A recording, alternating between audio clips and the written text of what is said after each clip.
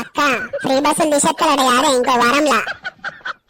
ఓ వానికేం రోగం పుట్టిండే, నేను ఇంక అన్ని తిరగద్దాం అనుకున్నా, ఏం తిరగలే.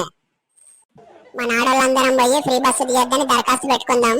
వినకపోతే రోడ్డు మీద రాస్తారో కూడా ధర్నాలు మొత్తం చేద్దాం, ఇక అంతే. ఇక మనోళ్ళు ఆడోళ్ళు అంటే అత్తరు, పక్కోళ్ళు మహిళా మండలి లీడర్ ఉన్న చూసినా ఆ ముచ్చుమొహంది, ఎవ్వల్ని రానియదది. చూసుకుంటది అక్క వాళ్ళ గురించి. గొడవలు గొడవలు మనకు, ఫ్రీ బస్సు రద్దయితాందంటే అందరు ఉడికత్తారు.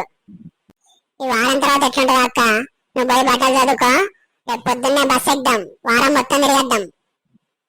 ఈ ఫ్రీ బస్సుతో పాటు ఫ్రీ హోటల్ కూడా పెడితే అయిపోవే, చేసుకునే పని తప్పు. ఏంటే మొహమంతా నీరసంగా పెట్టినావు, ఏమైంది? ఫ్రీ బస్సు తీసేస్తాలటండి. అబ్బా, ఎంత కమ్మటి వార్త చెప్పినవే, దరిద్రం పోయింది. ఏంటండి అట్లా అంటాళ్ళు? ఈ ఫ్రీ బస్సు ఉంటే మేమేదో ఎప్పుడోసారి అట్లా పోయి తిరిగి వచ్చేది, ఇప్పుడు అది కూడా ఉండదు ఇక. అప్పుడప్పుడు ఏంది, ఎప్పుడు ఆ బస్సులోనే పడి చేస్తారు కదా, ఇంట్లో నుండి తక్కువైంది, బస్సు నుండి ఎక్కువైంది. మేము బస్సు ఎక్కుడే ఆలస్యం, బస్సు మొత్తం ఆలస్యంతే. పోయి సీట్లో కూర్చుందామని చూస్తే ఆడోళ్ళ సీట్లలో కూర్చోవడానికి సిగ్గులే అని తిడతారు. సరే అని మొగల సీట్ల దగ్గర పోతే ఆల్రెడీ కూర్చున్నాం, కళ్ళు కనబడతలేవా అని తిడతారు. మీకు ఇట్లే కావాలి? ఏమండి, ఎట్లా ఫ్రీ బస్సు తీసేస్తాను కదా, ఈ వారం కనకం నేను పోయి గుడికి పోయేస్తాం. ఒక 1000 రూపాయలు ఉంటే ఇయ్యండి. 1000 అంటే 10,000 తీసుకో, వారం తర్వాత ఇంట్లోనే ఉండాలి ఇక.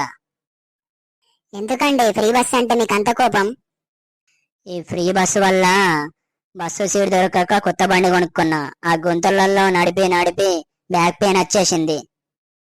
ఆ బ్యాక్ పెయిన్ తోడు ఆఫీస్ లో టార్చరు, స్ట్రెస్. స్ట్రాంగ్ టీ తాగుదామని బయట పోయినా, అక్కడ కూడా చుట్టూ ఆడోళ్ళు 40 మంది ఉన్నారు.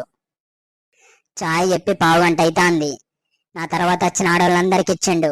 నాకు పిచ్చ కోపం వచ్చింది, వాని దగ్గర పోయి కూడా పెట్టుకున్నా. ఫస్ట్ నేను చెప్తే మిగతా ఆడోళ్ళందరికి ఇత్తవారా అని చెంప చెల్లు అనిపించిన. దానికి వాడు చెప్పిన సమాధానం ఏంటో తెలుసా? ఏం చెప్పాడండి?